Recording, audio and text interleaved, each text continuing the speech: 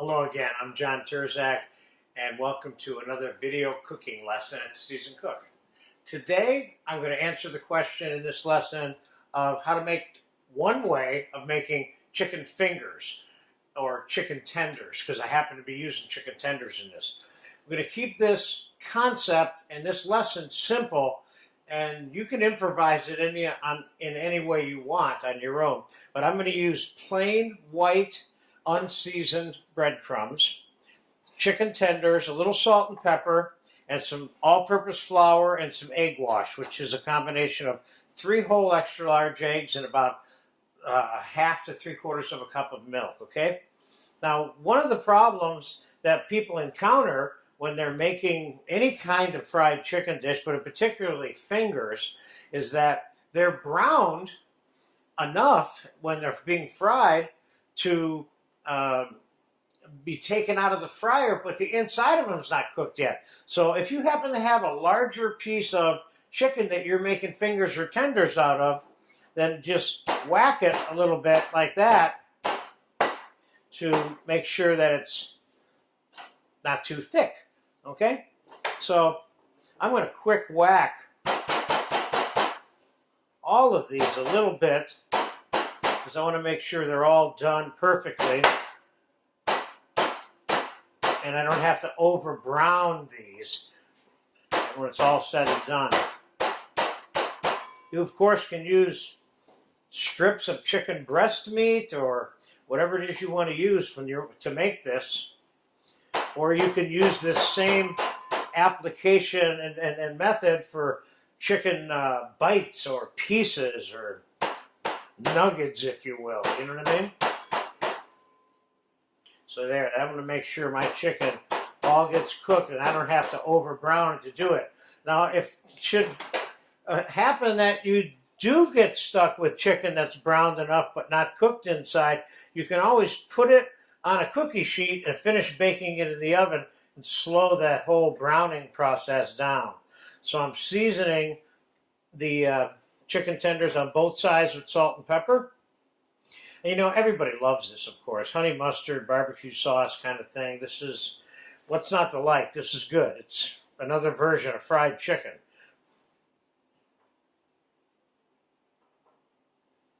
Okay, now we're going to flour all of these quickly.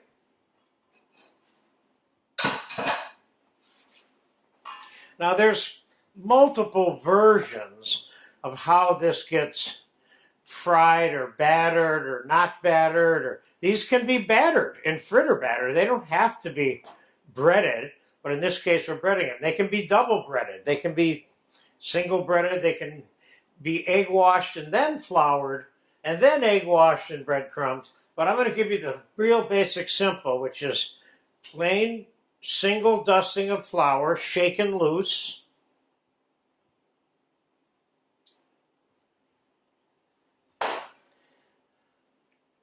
Making sure you get egg all over it, egg wash.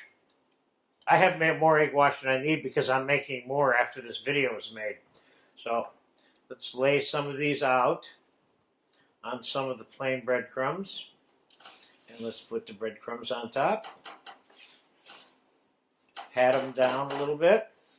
See, I made these kind of flat rectangulars in the process of pounding them, which makes them absolutely easy to bread because they have 2 sides now.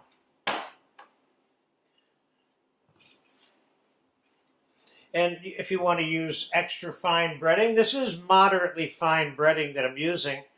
You can have chunkier breading. You can use panko style breadcrumbs if you want. Now this one, I egged it. Then I'm flouring it like I had suggested. And then I'm going to put it back in the egg. So you'll see 2 different coated versions when it's all said and done.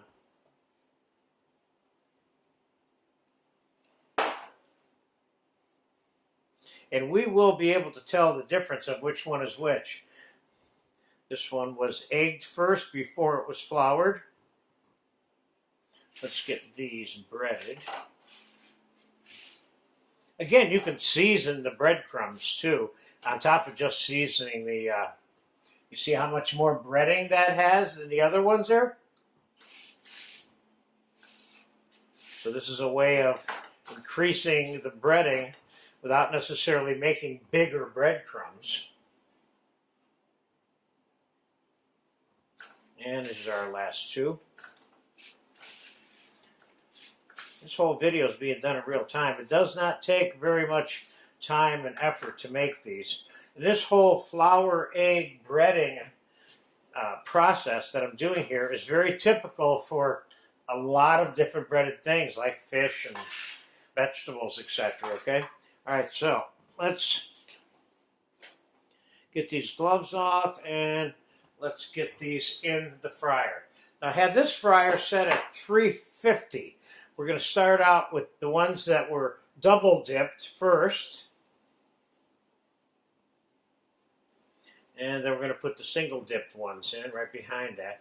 We want to make sure that they don't get stuck together. So we're going to fast forward right here for 2 or 3 minutes. We'll see. These are going to be done probably in 5 minutes. So I'll be right back. All right, we got about 3 minutes into them. They look good. I think they need a little bit more. My suspicion is that there might be a little bit of pink left in them still. So we'll give them a couple more minutes. Then about 5 minutes. I think they're done. We're going to find out when we cut into one of them. So let's get this up. Because it's a slippery slope coming up with chicken. Let's get them on this little towel tray. Now you can tell that that was one of the double dipped ones. You can tell that this is one of the double dipped ones. You can tell that this is a single dipped one. That's a double dipped one. And that's single. And that's a single dipped one. There. You see the difference in the clumping of the flour stuff? All right. So let's get these on. Well, let's cut into one of these. Let's take this one here and cut into it first.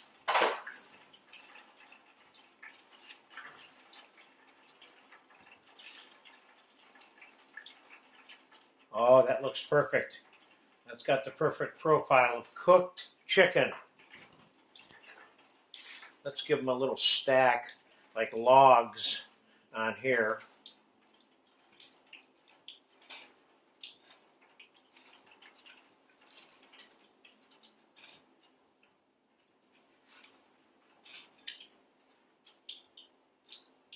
And let's put some chopped green stuff, whatever you want to put on here. Parsley, chopped spinach, chopped scallions, whatever. So there it is. I have a little honey mustard on the side here because we're going to eat this right after the camera stops rolling. But I hope I answered the question for you of how to make basic chicken fingers or tenders for your special event.